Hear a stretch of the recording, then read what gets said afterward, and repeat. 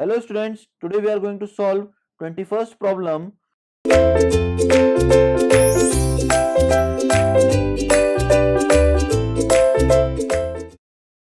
Question is given as two straight lines intersect at an angle of 60 degree. It means that phi is equals to 60 degree.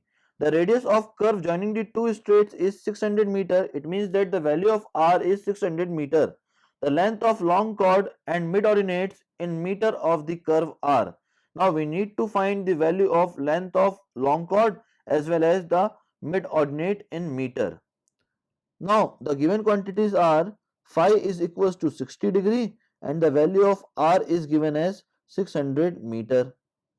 Now we know that length of long chord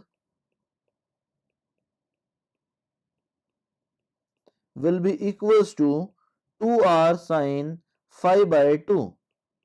On putting the value of r, that is 600, and phi as 60, we will get the value of length of long chord as 600 meter. That will be the value of length of long chord.